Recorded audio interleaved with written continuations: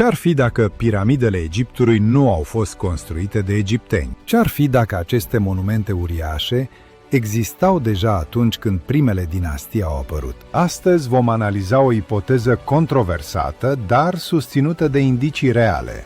Piramidele ar putea fi mult mai vechi decât civilizația egipteană oficială. Conform istoriei acceptate, Marea Piramidă a fost construită în jurul anului 2500 în în timpul faraonului Khufu din dinastia a patra. Egiptul era atunci o civilizație în plină dezvoltare, cu unelte simple, fără roată funcțională pentru transport greu și fără fier sau oțel. Și totuși, au construit cea mai precisă structură din piatră din istoria omenirii. Toate mormintele egiptene sunt acoperite de hieroglife, texte, nume, rugăciuni, simboluri. Dar în Marea Piramidă nu există nici măcar o singură inscripție oficială. Numele lui Khufu apare doar sub forma unor marcaje descoperite mult mai târziu, scrise cu ocru într-un spațiu inaccesibil publicului. Pentru un mormânt regal, acest lucru este extrem de ciudat. Marea Piramidă este aliniată cu nordul adevărat, cu o eroare mai mică de 0,05 grade. Blocurile de piatră cântăresc între 2 și 80 de tone,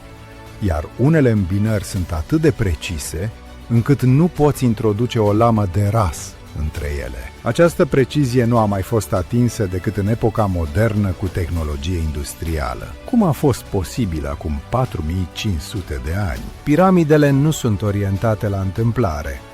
Ele sunt aliniate cu constelația Orion, exact așa cum apare pe cer. În mitologia egipteană, Orion era asociat cu Osiris, zeul vieții de apoi. Dar configurația cerului corespunde unei perioade mult mai veche decât 2500 Eușicăreștru.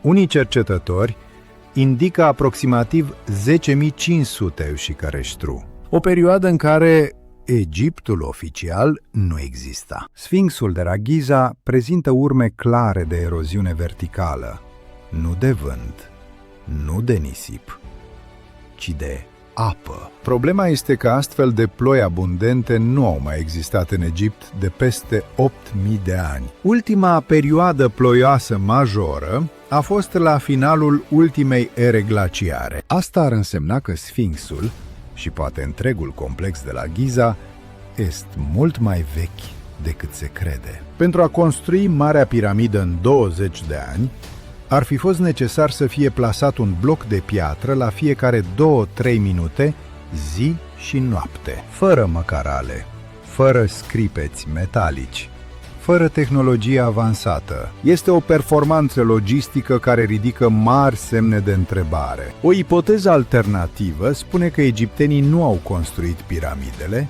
ci le-au moștenit. O civilizație mult mai veche, dispărută în urma unui cataclism global, ar fi putut construi aceste structuri. Egiptenii le-ar fi restaurat, adaptat și integrat în propria lor cultură. Acceptarea unei civilizații mai vechi ar rescrie complet istoria umanității. Ar însemna că nu știm cine suntem și de unde venim și uneori adevărul este mai incomod decât o poveste simplă. Poate că piramidele nu sunt doar morminte, poate că nu sunt doar simboluri, poate că sunt rămășițele unei lumi uitate. Istoria oficială ne oferă o versiune, dar întrebările rămân.